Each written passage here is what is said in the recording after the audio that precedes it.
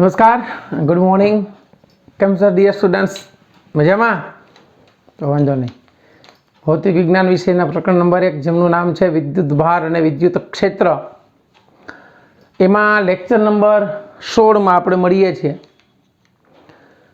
Last લેક્ચરની અંદર આપણે dipole જે છે, ડાયપોલના લીધે આ આપણી ડાયપોલ છે માઇનસ ક્યુ વીજભાર અને આ પ્લસ ક્યુ વિદ્યુત ભાર. તો આમાં આ ડાયપોલની અક્ષ હતી, અક્ષ પરના કોઈ બિંદુએ વિદ્યુત ક્ષેત્ર મેળવ્યું હતું, બરાબર. પછી આ ડાયપોલની વિષુવરેખા થઈ ગઈ. આમે વિષુવરેખા ગણાયો, એના મધ્ય બિંદુમાંથી પસાર થતી રેખા. એ બિંદુએ વિદ્યુત ક્ષેત્ર મેળવ્યું હતું. આ બિંદુ P હતું, આ Q હતું. અક્ષ ઉપર વિદ્યુત ક્ષેત્ર હંમેશા ડાયપોલ મોમેન્ટની દિશામાં હોય.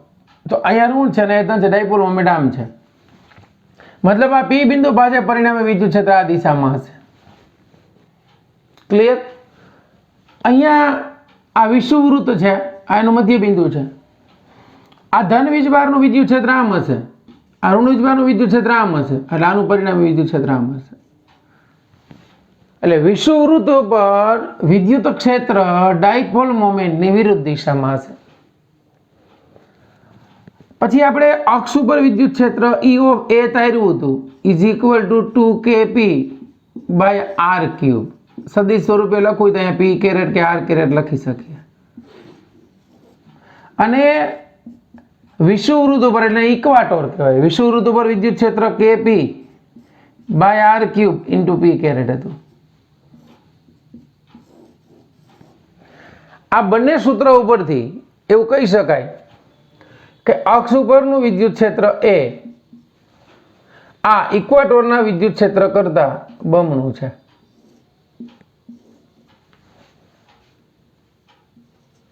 એટલે એ સૂત્ર લખ્યું, વિષુવવૃત્તનું વિદ્યુત ક્ષેત્ર જે છે અક્ષ પરના વિદ્યુત ક્ષેત્ર કરતા અડધું હોય. એ તમને અંદાજ આવી જાય કે વિદ્યુત ક્ષેત્ર આમ ગણો તો આ ક્ષેત્રની દિશામાં ખૂણો છે, તો ત્યાં મહત્તમ હશે. પછી આમ અંતર વધતું જાય એટલે આ ખૂણો વધતો જાય. જો અહીંયા અહીંયા અહીંયા ખૂણો 90 નો થઈ ગયો. જ્યારે ખૂણો 90 નો થઈ જાય ત્યારે વિદ્યુત ક્ષેત્ર અડધું થઈ જાય એવું કહી શકાય. કેટલું? અડધું. બરાબર. આ આપણે લાસ્ટ લેક્ચરની અંદર જોયું હતું કે અક્ષ પરનું વિદ્યુત ક્ષેત્રનું સૂત્ર અને વિષુવરેખા ઉપરનું વિદ્યુત ક્ષેત્રનું સૂત્ર. આપણે વિદ્યુત ડાયપોલની ચર્ચા કરી હતી. ડાય એટલે બે ને પુલ એટલે ધ્રુવ. વિદ્યુત ડાયપોલ એટલે દ્વિધ્રુવ, આ તો દ્વિધ્રુવી. અહીંયા આપણે હજી સમજવાનું છે, બરાબર. પેલા વિદ્યુત ડાયપોલમાં જે સમજાતા ફરીવાર રિવાઇઝ કરી લઈ. વિદ્યુત ડાયપોલ પરનો Q ટોટલ એનો કુલ વિદ્યુત ભાર હંમેશા 0 હોય. વિદ્યુત ડાયપોલનું કુલ બળ F ટોટલ જે તે બિંદુ પાસે અલગ અલગ હશે. વિદ્યુત ક્ષેત્ર E total R not is equal to 0. આ બળ વાળું આપણે વિદ્યુત ક્ષેત્રમાં હમણાં સમજશું. પછી Q ટેન્સ ટુ 0 કરો એટલે Q ટેન્સ ટુ ઇન્ફિનિટી, તો R ટેન્સ ટુ 0 થાય. તો આવી ડાયપોલને બિંદુ ડાયપોલ કહેવાય.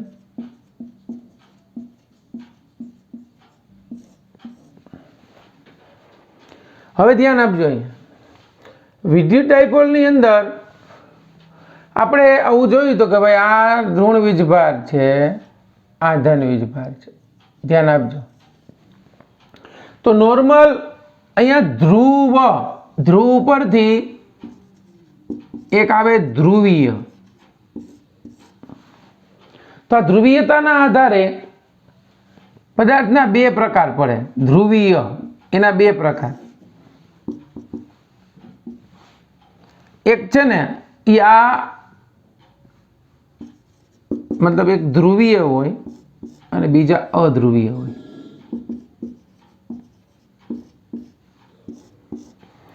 આ ધ્રુવીયતા જે છે એ અવાહક પદાર્થની, અવાહકને બીજો ડાઇલેક્ટ્રિક કહેવાય. આ બીજા ચેપ્ટરમાં આવશે થોડુંક ડીપમાં. તો એવા અવાહક એટલે કે એવા બે અવાહક હોય, એક ધ્રુવીય અને એક અધ્રુવીય. તો ધ્રુવીય હોય ને, નોર્મલ કોઈ અણુ હોય ને, જોજો એમાં ધન અને ઋણના કેન્દ્રો એક જ બિંદુ ઉપર સ્થિર હોય. સામાન્ય અણુની રચના હોય એમાં ધન અને ઋણ વિદ્યુત ભારના કેન્દ્રો એકબીજા ઉપર સ્થિર હોય. જ્યારે આમ થઈ જાય ને, આ માઇનસ અને આ પ્લસ, ત્યારે આ ડાયપોલનું નિર્માણ પામે. અને એ ધન અને ઋણ વચ્ચેનું અમુક અંતર હોય, વિદ્યુત ભાર સરખા હોય, તો આવા જે હોય એને ધ્રુવીય ડાઇલેક્ટ્રિક કહેવાય. કેવા? ધ્રુવીય. જેમ કે H2O, NaCl. આમાં છૂટવું પડે H પ્લસ અને OH માઇનસ. આમાં છૂટવું પડે Na પ્લસ Cl માઇનસ. તો આ ધ્રુવીય ડાઇલેક્ટ્રિકની રચના થઈ. અધ્રુવીય ડાઇલેક્ટ્રિક. અધ્રુવીય ડાઇલેક્ટ્રિક એટલે કેન્દ્રો એકબીજા ઉપર સંપાત હોય. એકબીજા ઉપર સંપાત હોય ને એટલે R0 થઈ જાય. R0 થાય ને એટલે એનું તમને ડાયપોલ મોમેન્ટ જ ન મળે. એટલે આવા અધ્રુવીય ડાઇલેક્ટ્રિક ડાયપોલ મોમેન્ટ 0 થાય. દાખલા તરીકે H2 છે, પછી CH4 છે. આમાં શું થાય કે એના કેન્દ્રો એકબીજા ઉપર સંપાત હોય, એને અધ્રુવીય ડાઇલેક્ટ્રિક કહેવાય. આને ધ્રુવીય ડાઇલેક્ટ્રિક. જો આ દ્વિધ્રુવ આપણે ડાયપોલની વાત આવે ને એની ઉપરથી એની ધ્રુવીયતા આવે. આમ તો ધ્રુવીયતા, એ ધ્રુવીયતાના આધારે બે પ્રકાર, એક ધ્રુવીય અને એક અધ્રુવીય. એ અવાહક માટે લાગુ પડે. તો ધ્રુવીય અવાહક હોય ને અધ્રુવીય અવાહક હોય. તો ધ્રુવીય હોય ને એમાં ધન ને ઋણના કેન્દ્રો છૂટા છૂટા હોય. છૂટા છૂટા હોય ને એટલે એની ડાયપોલ મોમેન્ટ હોય, એટલે એની dipole moment are not is equal to 0. અહીંયા આની ડાયપોલ મોમેન્ટ ન હોય એટલે ડાયપોલ મોમેન્ટ શૂન્ય. હવે ધારો કે મેં તમને વાત કરી કે આ સમાન વિદ્યુત ક્ષેત્ર છે. જો આપણે એના પછી ટોપિક સમજવાનો જ છે. આ સમાન વિદ્યુત ક્ષેત્રની ક્ષેત્ર રેખાઓ એકબીજાને સમાંતર, એકબીજાથી સમાન અંતરે હોય. આની અંદર જેવો તમે આવા અણુને મૂકો ને એટલે આ વિદ્યુત ક્ષેત્ર ધનથી ઋણ હોય. તો આનું ધ્રુવીભવન થાય. આ અણુનું ધ્રુવીભવન. ધ્રુવીભવન થાય ને એના ધ્રુવો છૂટા પડે, ધન અને ઋણ. એટલે આ બાજુ ધન છે તો અહીંયા ઋણ આવી જાય ને અહીંયા ધન આવી જાય. આવું બન્યું. એટલે આ જે ઘટના બની એને ધ્રુવીભવન કહેવાય. ધ્રુવીભવન એટલે ધ્રુવોનું છૂટું પડવું. ક્યાં ધ્રુવોનું? તો કે ધન અને ઋણ ધ્રુવનું છૂટું પડવું. આ ઘટનાને ધ્રુવીભવન કહેવાય. એટલે વિદ્યુત ડાયપોલમાં જે ધ્રુવ આવે છે એ ધ્રુવીયતાને આધારે અવાહક અને મતલબ ધ્રુવીય અવાહક અને અધ્રુવીય અવાહકનું બીજું નામ ડાઇલેક્ટ્રિક. ટૂંકમાં સમજવાનું એટલું કે ધ્રુવીય ડાઇલેક્ટ્રિક હોય ને તો ધન અને ઋણના કેન્દ્રો છૂટા છૂટા હોય, અને જો અધ્રુવીય ડાઇલેક્ટ્રિક હોય તો એના કેન્દ્રો એક જ બીજા ઉપર સંપાત થયેલા હોય. એકબીજા ઉપર સંપાત થયેલા હોય એટલે ધન અને ઋણ વચ્ચે અંતર ન હોય. વિદ્યુત ભારો વચ્ચે અંતર નથી એટલે ડાયપોલ મોમેન્ટ ન હોય. અહીંયા અંતર છે એટલે ડાયપોલ મોમેન્ટ, કાયમી ડાયપોલ મોમેન્ટ હોય. તો ડાયપોલ મોમેન્ટનું સૂત્ર આપણને ખબર છે. ડાયપોલ મોમેન્ટ P બરાબર 2 વિદ્યુત ભારો વચ્ચેનું અંતર ને એક વીજભારનું મૂલ્ય. તો આવું તમને ઘણી વાર કહે તો 2 વીજભાર વચ્ચેનું અંતર આપી દે, વિદ્યુત ભારનું મૂલ્ય આપી દે, ડાયપોલ મોમેન્ટ શોધવાની. ઘણીવાર એવું બને કે તમને આ એનું મૂલ્ય આપી દે, ડાયપોલ મોમેન્ટ આપી દે, Q શોધવાનો. ઘણીવાર આ Q ને P આપી દે તો અંતર શોધવાનું. ક્લિયર? ચાલો એટલું જોઈ લ્યો. પછી આપણે સમાન વિદ્યુત ક્ષેત્રની અંદર ડાયપોલ ઉપર લાગતા ટોર્કની ચર્ચા કરીએ. ચાલો, સમાન વિદ્યુત ક્ષેત્રમાં ડાયપોલ ઉપર લાગતું ટોર્કનું સૂત્ર. સમાન વિદ્યુત ક્ષેત્રમાં ડાયપોલ પર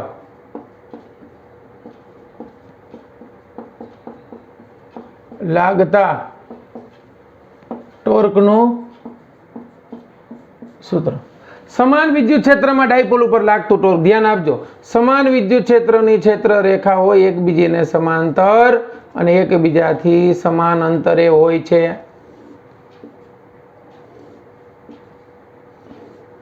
આ સમાન વિદ્યુત ક્ષેત્ર છે. આ વિદ્યુત ક્ષેત્ર E ની દિશા, આ વિદ્યુત ક્ષેત્રની દિશા ઉપરની તરફ છે. અહીંયા તમે ગણો તો અહીંયા શું હશે? વિદ્યુત ક્ષેત્ર ધનથી ઋણ હોય તો કે આ સમાન વિદ્યુત ક્ષેત્રની અંદર આપણે ડાયપોલ ને મૂકવાની છે. તો અહીંયા સમાન વિદ્યુત ક્ષેત્રમાં આપણે ડાયપોલ આમ મૂકીએ, તો ડાયપોલ મૂકી. આ ડાયપોલનું મધ્ય બિંદુ છે, આ ડાયપોલનો ઋણ વીજભાર છે, આ ડાયપોલનો ધન વીજભાર છે. આ એની ડાયપોલ મોમેન્ટ છે, ડાયપોલ મોમેન્ટ માઇનસ થી પ્લસ. આ એનું કેન્દ્ર. આ અંતર કેટલું છે તો કે 2a જેટલું. આ ડાયપોલ મોમેન્ટ અને વિદ્યુત ક્ષેત્ર વચ્ચેનો ખૂણો થીટા છે. આ ડાયપોલ મોમેન્ટ ને વિદ્યુત ક્ષેત્ર. જો વિદ્યુત ક્ષેત્ર આમ હોય તો ડાયપોલને તમારે સીધા આમ ખૂણે મૂકવાનું, તો ખૂણો આ બાજુ આવશે, યાદ રાખજો ખાસ. અહીંયા ઋણ વીજભાર ઉપર બળ ધન વીજભાર તરફ આમ લાગશે, એટલે ઋણ વીજભાર ઉપર લાગતું બળ F minus is equal two minus Q into E. આ ધન વિદ્યુત ભાર ઉપર લાગતું બળ આમ લાગશે, આ ધન વિદ્યુત ભાર ઉપર લાગતું બળ F plus is equal two plus Q into E. ધ્યાન આપજો. અહીંથી અંતર એ સરખું છે બંનેનું, એટલે આમ જોવા જાવ તો તમને આવી આકૃતિ મળે ડાયપોલની. જો આમ આ બળ લાગ્યું F plus Q into E. આ એનું કેન્દ્ર, અહીંયા બળ લાગ્યું આમ F minus is equal two minus Q. તો આ જે બળ હતું E અને આ જે બળ હતું E, આ જે છે એ બે બળો વચ્ચેનું લંબ અંતર થઈ ગયું. ધ્યાન રાખજો. એટલે અહીંયા એક આ અને આ એ તમે અહીંયા ગણી શકો, કારણ કે આ થીટા થયો તો આ થીટા કહી શકો. આનો નાનો સરવાળો કરો એટલે બે બળો વચ્ચેનું લંબ અંતર થઈ ગયું. આ એનું ડાયપોલનું મધ્ય બિંદુ હતું. હવે ડાયપોલ ઉપર લાગતા ટોર્કનું સૂત્ર તારવવાનું છે. તો ટોર્કની વ્યાખ્યા તો આપણે ભણી ગયા. ટોર્ક બરાબર શું થાય ખબર છે આપણને, કે હવે ટોર્ક બરાબર, ટોર્કની વ્યાખ્યા યાદ કરો. કોઈ એક બળનું મૂલ્ય એને ગુણ્યા બે બળો વચ્ચેનું લંબ અંતર.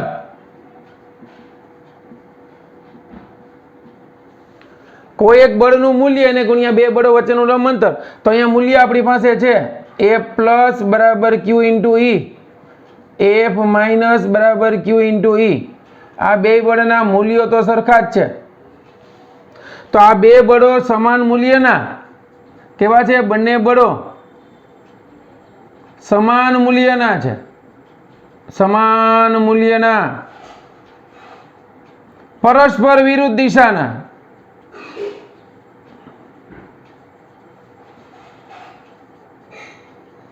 પરંતુ એક રેખસ્થ નથી. જો એક રેખસ્થ નથી માટે ચાક ગતિમાં ભણી ગયા બળ યુગ્મ રચે. એક રેખસ્થ નથી એટલે એકનું બળ ક્યાં લઈ ગયું? આમ. બીજાનું બળ આમ લઈ ગયું એટલે ડાયપોલ આમ ફેરવશે. જો આ બળ આમ લગાડે એટલે ડાયપોલ આમ હતી ને આમ ફરશે, આમ આવી જાય, આમ ફરે. એને ક્ષેત્રની દિશામાં ગોઠવાવું છે, કારણ કે તો આ ધન ઋણ પાસે ધન આવી જાય, ધન પાસે ઋણ આવી જાય, ડાયપોલ આમ થઈ જાય, મજા આવે, સરળતાથી રહી શકે. એટલે આ ડાયપોલ ઉપર બળ યુગ્મ ઉત્પન્ન થાય. બળ યુગ્મને કારણે ડાયપોલ ઉપર ટોર્ક લાગે ને એ ટોર્ક કેટલું લાગે? બે બળનું મૂલ્ય એને ગુણ્યા બે બળો વચ્ચેનું લંબ અંતર. તો લંબ અંતર આપણે શોધવાનું છે. તો લંબ અંતર કઈ રીતે મળશે? તો આકૃતિમાં હું આને A કહી દઉં, આને B કહી દઉં, આને આપણે C કહી દઈએ.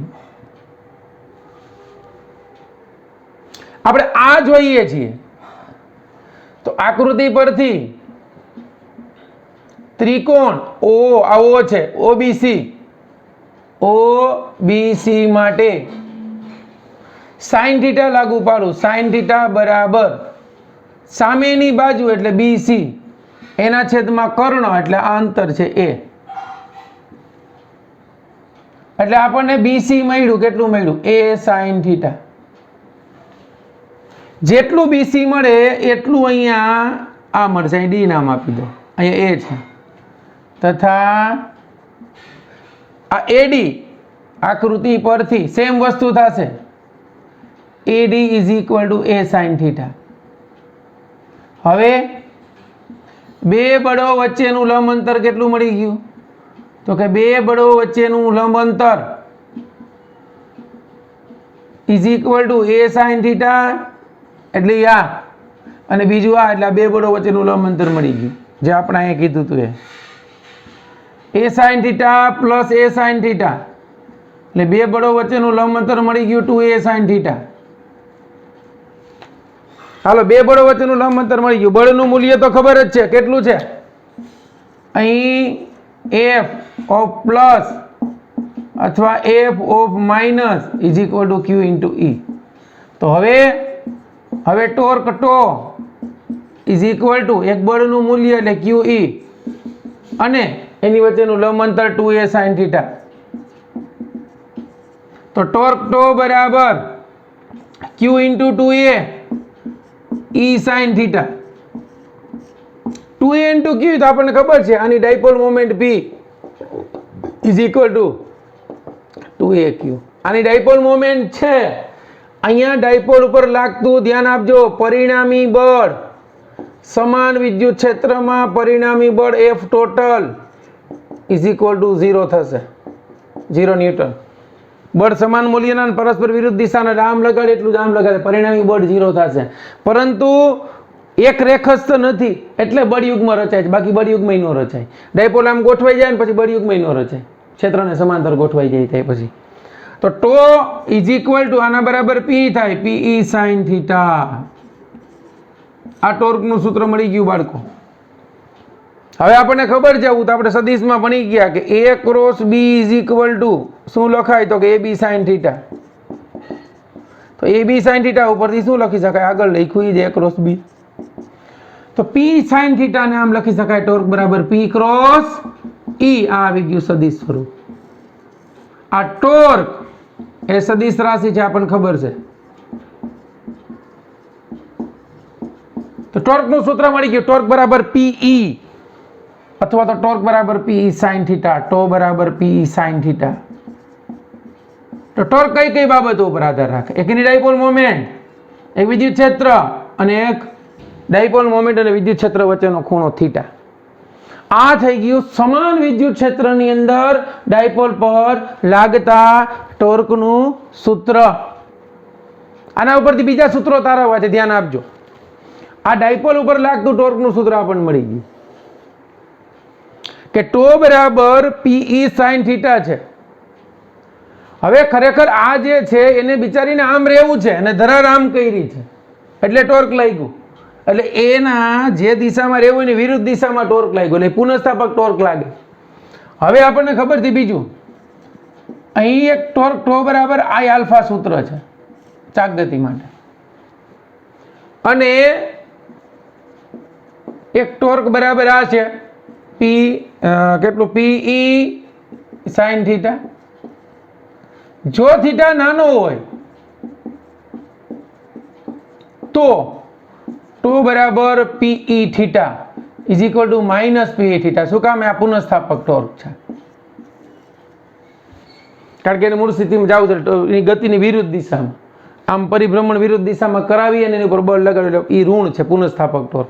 તો આ પુનઃસ્થાપક ટોર્ક અને આ બાહ્ય ટોર્ક એ ચાક ગતિને કારણે લાગે તો સંતુલન સ્થિતિમાં બંને ટોર્ક સરખા થાય.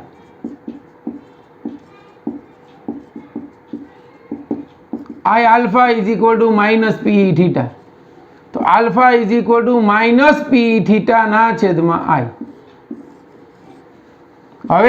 હવે તો કે આલ્ફા બરાબર તો આપણને ખબર છે d2 theta by dt square is equal to minus pe એના છેદમાં I into theta. આ સમીકરણ નંબર જે છે એને હું એક આપી દઉં. આ સમીકરણને આપણી પાસે સરળાવર્ત ગતિનું વિકલ સમીકરણ છે.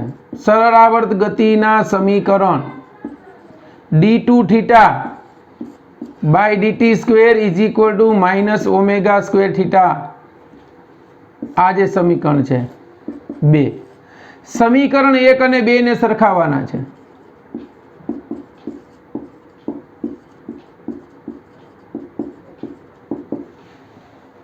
એટલું સમજાણું તમને બાળકો આકૃતિને બધું. એક ટોર્ક જે છે એ પુનઃસ્થાપક ટોર્ક છે અને બીજો એક બાહ્ય ટોર્ક છે. આ બંને સમીકરણને આપણે સરખાવીએ તો જો બંને સમીકરણને સરખાવવામાં આવે તો અહીંયા લખું છું એ સાબિતી એની બે સમીકરણોને આપણે સરખાવીએ એટલે એક ટોર્કનું સૂત્ર કયું છે જુઓ, એક ટોર્ક જે છે એ આ હતું, એ બેને તો આપણે સરખાવી દીધા. ઓકે, એના ઉપરથી આ બંનેને સરખાવી દેવાના. તો એ બેને સરખામણી કરો એટલે આ બે જાય, આઈ જાય, માઇનસ માઇનસ જ જાય. તો સમીકરણ 1 અને 2 પરથી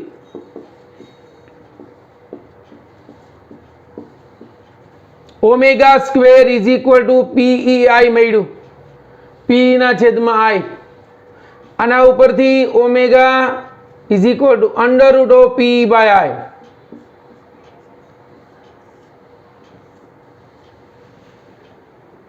તો આ એનું ટોર્ક મળ્યું, સોરી કાર્ય, કાર્ય શું, ઓમેગા કોણીય ઝડપ. હવે ઓમેગા બરાબર 2π/T મૂકી દો તો under root of P by I મળ્યું. T ને સૂત્રનો કરતા બનાવો તો T is equal to 2π under root of I by P મળી ગયું. આ એનો આવર્તકાળ મળ્યો. આના ઉપરથી આવૃત્તિ મળે ઉલટું under root P by I.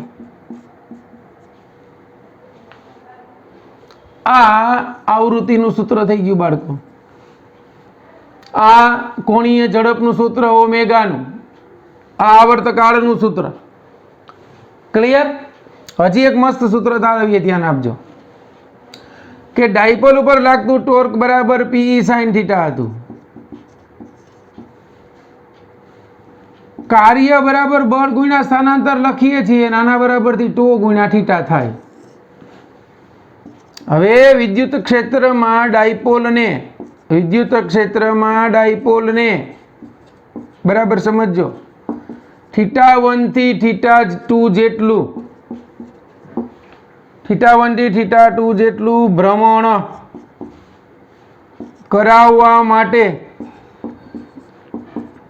કરવું પડતું કાર્ય,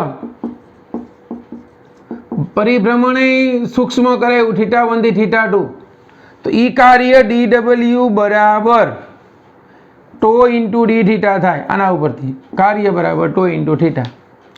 તો ઈ કાર્ય કેટલું મળ્યું? ટો ઇન્ટુ d થીટા. તો આ કાર્ય dw બરાબર ટોર્ક એટલે PE sin theta into d theta. આ સમીકરણનું સંકલન કરી નાખવાનું છે. ક્યાંથી ક્યાં કાર્ય છે? તો કે θ1 થી θ2. તો આ સમીકરણનું સંકલન કરો, integration of dw, integration of θ1 થી θ2 PE sin θ into d theta. તો dw નું સંકલન ખાલી w, PE કોમન, sin θ નું સંકલન થાય માઇનસ cos θ, θ1 થી θ2. એટલે કાર્ય ઇઝ ઇક્વલ ટુ PE, ઋણ નિશાની આગળ લઈ લો, પહેલા અપર લિમિટ મૂકું એટલે cos θ2 માઇનસ cos θ1. આ કાર્યનું સૂત્ર થઈ ગયું. હજી તમે આને આમ લખો તો મળી શકે, PE માઇનસ વડે ગુણી નાખું, cos θ1 પહેલા આવી જશે માઇનસ cos θ2. એટલે આ ડાયપોલને θ1 થી θ2 જેટલું ભ્રમણ કરાવવા માટે, θ1 થી θ2 જેટલું ભ્રમણ કરાવવા માટે કરવું પડતું કાર્યનું સૂત્ર છે. ખાસ યાદ રાખજો. આ જો તમે ઋણ નિશાની આગળ લખો છો તો પેલા cos θ2 આવશે, ઋણ નિશાની આગળ નથી લખતા તો પેલા cos θ1 આવશે. આ પ્રારંભિક ખૂણો છે, આ અંતિમ ખૂણો છે. એટલે ડાયપોલ જે છે એ ક્ષેત્રને માનો કે સમાંતર હતી તો પ્રારંભિક ખૂણો 0 થશે. એમાંથી કોઈ પણ ખૂણે લઈ ગયા તો એ ખૂણાની કિંમત મૂકી દેવાની, એટલે આ ડાયપોલ ઉપર કરવું પડતું કાર્ય થઈ ગયું. આ બધું વધારાનું છે, બધું મેગ્નેટિક ફિલ્ડમાં આવશે. આ બધું જે ઇલેક્ટ્રિક ફિલ્ડમાં ભણો છો ને બધું મેગ્નેટિક ફિલ્ડમાં આવશે. સમાન વિદ્યુત ક્ષેત્રમાં ડાયપોલ ઉપર લાગતું ટોર્ક આપણે જોયું, અસમાન વિદ્યુત ક્ષેત્રમાં ડાયપોલ ઉપર લાગતું ટોર્ક હમણાં આપણે જોશું. સમાન વિદ્યુત ક્ષેત્રની અંદર ડાયપોલ ઉપર લાગતા ટોર્કનું સૂત્ર, એના ઉપરથી આપણે આ ચાકગતીય ટોર્ક, આ એનું પરિભ્રમણને કારણે લાગતું પુનઃસ્થાપક ટોર્ક બંનેને સરખાવ્યા. પછી સળંગ ગતિના વિકલ સમીકરણ દોલનો કરે છે, એનો મતલબ એવું થઈ ગયું આવર્તકાળ હોય, કોણીય આવૃત્તિ હોય, એની આવૃત્તિ હોય ડાયપોલની, એને આધારે આપણે આવર્તકાળનું સૂત્ર, કોણીય આવૃત્તિનું સૂત્ર અને આવૃત્તિનું સૂત્ર થાય રહ્યા. પછી આપણે એના પર કરવા પડતા કાર્યનું સૂત્ર થાય રહ્યું W બરાબર P cos θ1 માઇનસ cos θ2. આ ડાયપોલને કોઈ પણ ખૂણે હતી ત્યાંથી કોઈ પણ ખૂણે લઈ જવા માટેનું સૂત્ર છે. પણ જો θ1 0 હોય ત્યાંથી કોઈ પણ ખૂણે લઈ જાવ તો cos 0 ની કિંમત 1 થાય. એટલે ડાયપોલને સમાન વિદ્યુત ક્ષેત્રને સમાંતર હોય ત્યાંથી તમે કોઈ જગ્યાએ લઈ જાઓ છો તો ત્યારે કરવું પડતું કાર્ય, એટલે કે માનો કે ડાયપોલ ક્ષેત્રને સમાંતર હોય તો સમાંતર હોય તો θ1 બરાબર 0 હશે. 0 થી કોઈ પણ ખૂણે લઈ જવા માટે કરવું પડતું કાર્યનું સૂત્ર સીધું લખવું હોય તો લખી શકવાનું P1 માઇનસ cos θ. આ સીધું લખ નાખવાનું. તમને એમ કહે કે ડાયપોલ ક્ષેત્રને સમાંતર છે, સમાંતર છે ત્યાંથી 30 ડિગ્રીના ખૂણે લઈ જાય છે, 60 અંશના ખૂણે લઈ જાય, કરવું પડતું કાર્ય અડધું થાય, P/2 જેટલું. સમજાણું? ચાલો, એના વિશેની ચર્ચા અને કેસ હજી આપણે સમાન વિદ્યુત ક્ષેત્ર માટે અને અસમાન વિદ્યુત ક્ષેત્ર માટે હમણાં જોઈએ, એટલું લખી લ્યો. ચાલો, હવે આપણે અસમાન વિદ્યુત ક્ષેત્રમાં લાગતું ટોર્ક સમજવાનું છે. અસમાન વિદ્યુત ક્ષેત્રમાં ડાયપોલ પર લાગતું ટોર્ક, જો ધ્યાન આપજો. પહેલા સમાન વિદ્યુત ક્ષેત્રમાં ટોર્ક ભણી ગયા આપણે. શું ભણ્યા? તો કે સમાન વિદ્યુત ક્ષેત્રમાં ડાયપોલ પર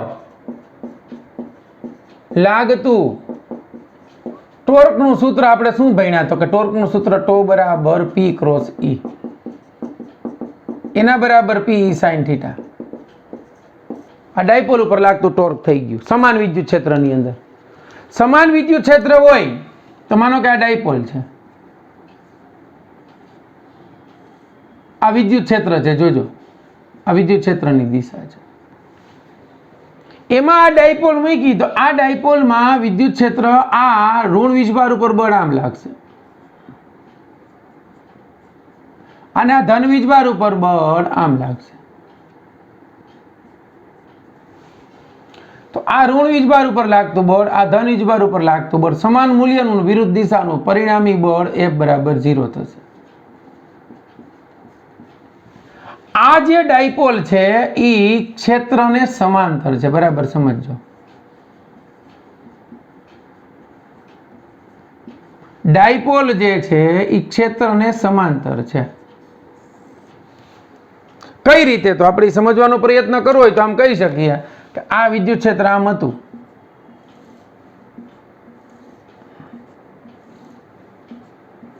બરાબર. આ વિદ્યુત ક્ષેત્ર છે, જોજો આ વિદ્યુત ક્ષેત્રની દિશામાં ડાયપોલ આમ છે, એટલે અહીંયા ધન છે અને અહીંયા ઋણ છે, આ એનું મધ્ય બિંદુ છે, ડાયપોલ મોમેન્ટ આમ છે. તો આની ડાયપોલ મોમેન્ટ એ વિદ્યુત ક્ષેત્રની દિશામાં છે, આની P જે છે આમ છે. એટલે ડાયપોલ ક્ષેત્રને સમાંતર હોય તો ત્યારે તમે જુઓ તો θ બરાબર 0 હશે. કેમ? તો કે ડાયપોલ મોમેન્ટ આમ છે ને વિદ્યુત ક્ષેત્ર આમ છે, બેયની દિશા એક છે, એટલે θ બરાબર 0. θ 0 ગણો ને તો એનું ટોર્ક બરાબર 0 થાય, ન્યૂટન ઇન્ટુ મીટર. ટોર્કનો એકમ ઝૂલ છે, ખબર છે. હવે વિદ્યુત ક્ષેત્ર આમનામ જ છે, પરંતુ ડાયપોલની સ્થિતિ ઉલટાવી નાખો. ડાયપોલને આમ મૂકીએ આપણે તો અહીંયા ધન વીજભાર આવી ગયો, અહીંયા ઋણ વીજભાર આવી ગયો. તો વિદ્યુત ક્ષેત્ર એની દિશામાં છે. આમ ડાયપોલને આમ મૂકી પ્લસ અને માઇનસ, આ ધન છે આ ઋણ છે, એટલે ધન વીજભાર ઉપર લાગતું બળ આ દિશામાં થશે F પ્લસ, ઋણ વીજભાર ઉપર લાગતું બળ આ દિશામાં થશે F માઇનસ. તો અહીંયા પણ પરિણામી બળ તો 0 જ થશે, સમાન મૂલ્યનું પરસ્પર વિરુદ્ધ દિશાનું થયું. પરંતુ ફરક શું પડ્યો કે અહીંયા torque is equal two PE sin θ હતું ને sin પાઈ આવી. કેમ? તો કે આની ડાયપોલ મોમેન્ટ આમ હશે, વિદ્યુત ક્ષેત્ર તો આમ છે, એટલે ડાયપોલ મોમેન્ટ આમ ને વિદ્યુત ક્ષેત્ર આમ. અહીંયા ડાયપોલ મોમેન્ટની દિશામાં જ વિદ્યુત ક્ષેત્રની દિશા હતી, અહીંયા વિદ્યુત ક્ષેત્ર આમ છે, ડાયપોલ મોમેન્ટ આમ છે, એટલે બે વચ્ચેનો ખૂણો θ અહીંયા કેટલો થયો? પાઈ, અહીંયા કેટલો થયો? 0. તો ઈ પાઈ થયો તો sin પાઈ ની કિંમત 0 માટે ટોર્ક 0. મતલબ ડાયપોલ ક્ષેત્રને આ સમાંતર છે, અહીંયા ડાયપોલ ક્ષેત્રને પ્રતિ સમાંતર છે.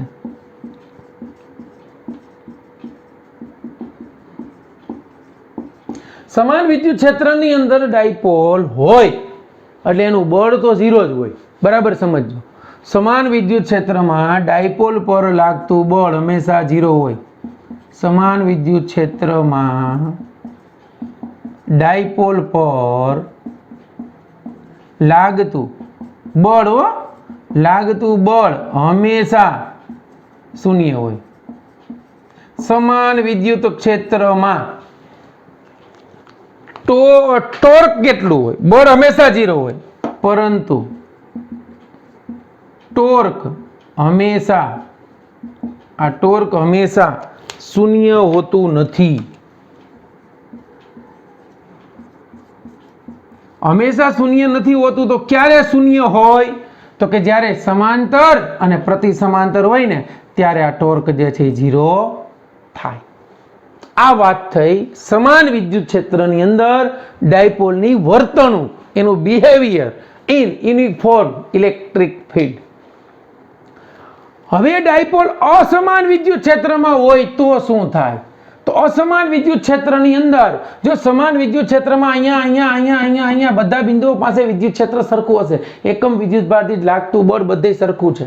પરંતુ અસમાન વિદ્યુત ક્ષેત્ર હોય અને એમાં ડાયપોલ છે તો આ -q છે, આ +q છે, આ બંને વિદ્યુત ભારો ઉપરનું વિદ્યુત ક્ષેત્ર અલગ અલગ છે. આપણે ધારી લઈએ કે અહીંયા વિદ્યુત ક્ષેત્ર E છે, અહીંયા એના કરતા થોડુંક વધારે છે. ડાયપોલ અસમાન વિદ્યુત ક્ષેત્રમાં પડી, અસ્તવ્યસ્ત વિદ્યુત ક્ષેત્ર છે.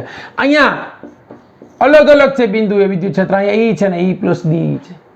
તો E હોય તો E ઉપર લાગતું બળ હું ગણું, આ E ને કારણે Q ઉપર તો -QE થશે.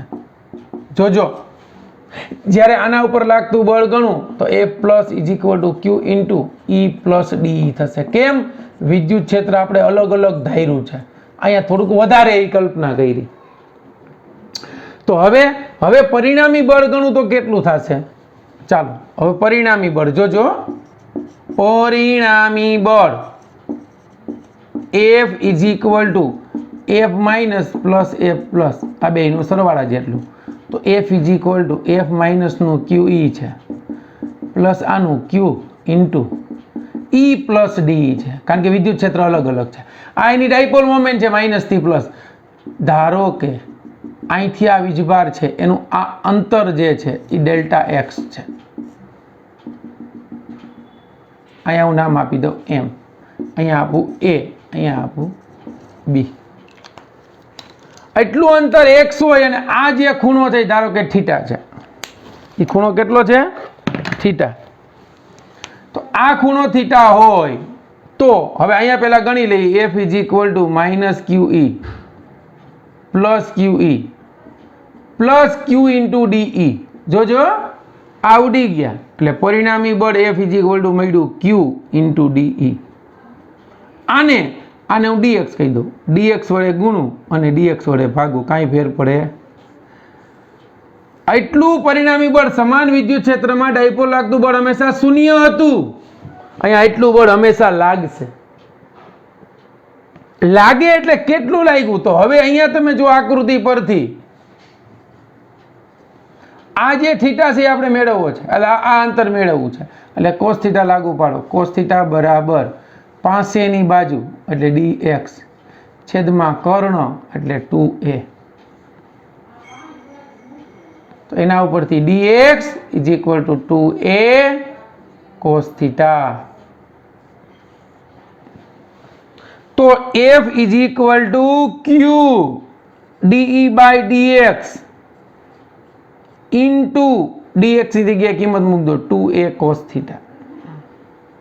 તો F = Q × 2a DE/dx into cos θ. 2QA બરાબર P થાય, P cos θ DE/dx. असमान विद्युत क्षेत्र में केवा असमान विद्युत क्षेत्र में डायपोल पर लागतु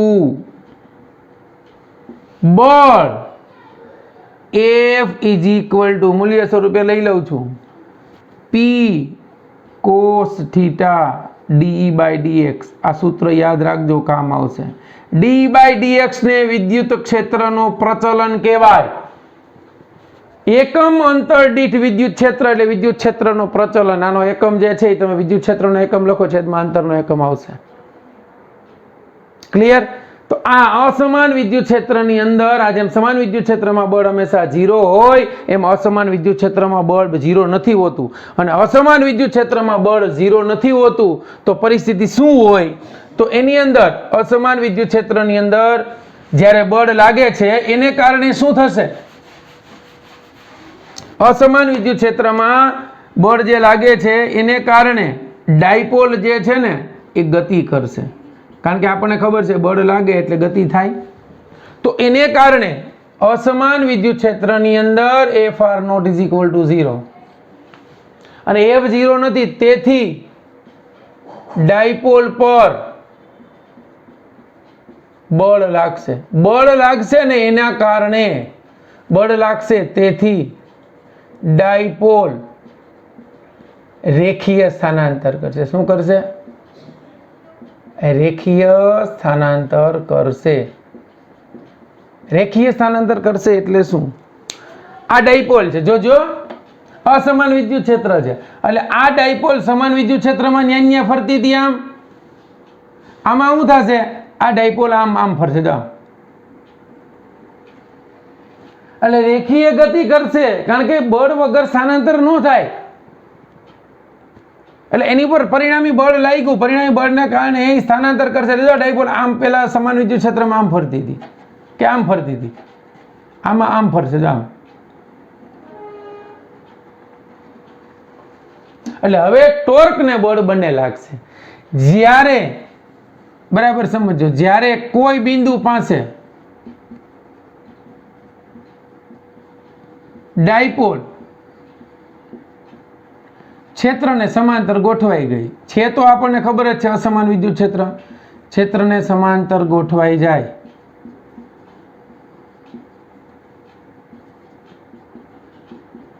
त्यारे मानो कि कोई बिंदु पास डायपोल क्षेत्र ने जे ते बिंदु पास आ क्षेत्र ने रेखा हती एनी हारे संपात थई गई तो त्यारे शुं थशे तो के त्यारे परिणामी बळ 0 અને ટોર્ક પણ 0 થશે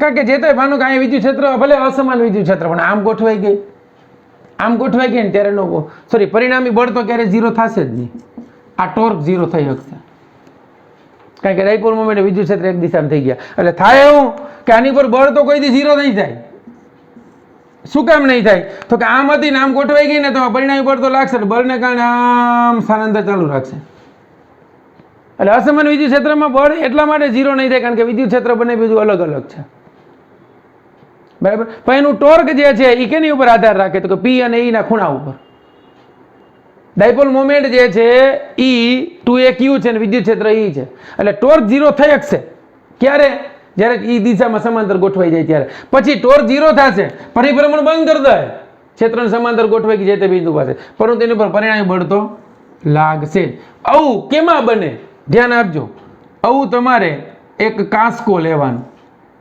દાંતિયો આપણે કંગી ગઈ નહીં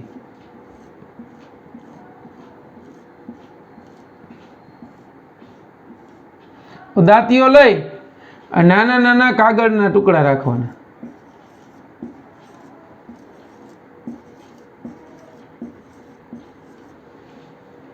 હવે આપણને ખબર છે પ્લાસ્ટિકનો થોડો દાંતિયો પ્લાસ્ટિકનો છે આ દાંતિયાને આપણે વાળ સાથે ઘસવાનું એટલે વિદ્યુતભાર પ્રેરિત થાય યાદ કરો શરૂઆતમાં કાચના સળિયાને રેશમ સાથે ઘસવાનો પ્લાસ્ટિકના સળિયાને ઘસવાનો ક્લિયર એટલે આની ઉપર વીજભાર વિતરિત થાય એટલે આની ઉપર માનો કે ધન વીજભાર આવી ગયું સૂકાવાળમાં ઘસેલો ઘર્ષણની પ્રક્રિયાથી વિદ્યુત બળ પ્રાપ્ત કર્યો. હવે આજુબાજુમાં અસમાન વિદ્યુત ક્ષેત્ર. અસમાન વિદ્યુત ક્ષેત્ર કાગળના ટુકડા દળમાં હળવા છે. જેવો દાંતીઓ તમે રાખશો ને કાગળના ટુકડાને પોતાના તરફ આકર્ષે એટલે આ ટુકડામાં ડાયપોલ મોમેન્ટ પ્રેરિત થાય. એટલે શું થાય કે આ કાગળનો ટુકડામાં પરિભ્રમણ કરશે, ઋણાના તરફ ખેંચાય. ઋણાના તરફ ખેંચાય ને એટલે અહીંયા ડાયપોલનું નિર્માણ થઈ ગયું. મતલબ આ અસમાન વિદ્યુત ક્ષેત્ર થયું. અસમાન વિદ્યુત ક્ષેત્રની અંદર કાગળનો ટુકડો પરિભ્રમણ કરશે, પરિભ્રમણ કરીને સ્થાનાંતર કરશે. પરિભ્રમણ ક્યાં સુધી કરશે? જ્યાં સુધી ક્ષેત્રની દિશામાં ગોઠવાઈ જાય ત્યાં સુધી. પછી એની ઉપર પરિણામે બળ લાગશે, એના કારણે કાગળનો ટુકડો એના તરફ ખેંચાઈ જશે. આ વાત થઈ અસમાન વિદ્યુત ક્ષેત્રની અંદર ડાયપોલ પર લાગતા બળની વાત અને ટોર્કની વાત. ટૂંકમાં સમાન વિદ્યુત ક્ષેત્રની અંદર ડાયપોલ પરિભ્રમણ કરશે અને પરિભ્રમણ કરતા કરતા કરતા ક્યાં સુધી પરિભ્રમણ કરે? તો આપણે ખબર પડી ગઈ કે θ બરાબર 0 થાય તોય ટોર્ક 0, θ બરાબર પાઈ થાય તો ટોર્ક 0, પરંતુ θ બરાબર π/2 થાય ત્યારે ટોર્ક મેક્સિમમ થાય. એટલે τ બરાબર 0 ની સ્થિતિ છે એ ડાયપોલની સંતુલિત સ્થિતિ છે. ધ્યાન આપજો, એની સ્થાયી સ્થિતિ છે. આ જે સંતુલન સ્થિતિ છે ને સ્થાયી સંતુલન કહેવાય. કેવું?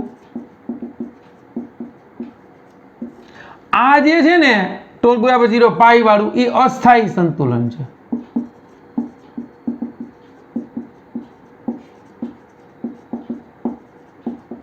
અસ્થાયી સંતુલનની સ્થિતિ છે.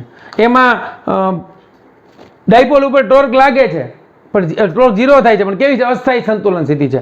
ક્ષેત્ર માનો કે આમ હોય ને, આ વિદ્યુત ક્ષેત્ર છે, આ ડાયપોલ આમ ગોઠવાઈ ગઈ. આ ડાયપોલનો ધન છેડો હોય, મતલબ આ ધન વિદ્યુત ક્ષેત્ર, આ ઋણ છે. ડાયપોલ ક્ષેત્રને સમાંતર આમ ગોઠવાઈ ગઈ. અહીંયા ધન છે, અહીંયા ઋણ છે. આ ડાયપોલ ક્ષેત્રને સમાંતર ગોઠવાઈ ગયા આમ. તો આ θ બરાબર 0 હોય, આ સ્થિતિને સ્થાયી સંતુલન સ્થિતિ કહેવાય. પછી ડાયપોલને પરિભ્રમણ કરાવીને તમે આમ લઈ જાઓ તો હવે અહીંયા ઋણ આવી ગયું, નહીં ધન આવી ગયું. તો આ અહીંયા ટોર્ક 0 થઈ ગયું, પણ આ જે છે ને મહત્તમ અસ્થાયી સંતુલન સ્થિતિ છે. અને આ ડાયપોલ જો આમ ગોઠવાઈ ગઈ તો ટોર્ક મેક્સિમમ હશે, કારણ કે બે બળો વચ્ચેનું લંબ અંતર મહત્તમ છે. ક્લિયર? કોઈ બળનું મૂલ્ય તો આપણને ખબર જ છે, ક્યુ જેટલું હશે. આ લંબ અંતર મહત્તમ ક્યારે હશે? જ્યારે ડાયપોલ લંબ હોય ત્યારે. આ ટોર્ક કેવું હશે? મેક્સિમમ. ક્લિયર થયું બાળકો? એટલું તો આજે આ લેક્ચર આપણે અહીંયા સુધી રાખીએ છીએ. બરાબર. લાસ્ટ 2 લેક્ચરમાં હોમવર્ક નથી આપ્યો. નેક્સ્ટ લેક્ચરમાં હોમવર્ક એક સાથે આપીશ. નેક્સ્ટ લેક્ચરમાં આપણે આના દાખલા જે છે એ અને આગળના થોડાક સ્વાધ્યાયના આપણા દાખલા ટોપિકના બાકી છે એના વિશે ચર્ચા કરીશું. ચાલો, બેસ્ટ ઓફ લક.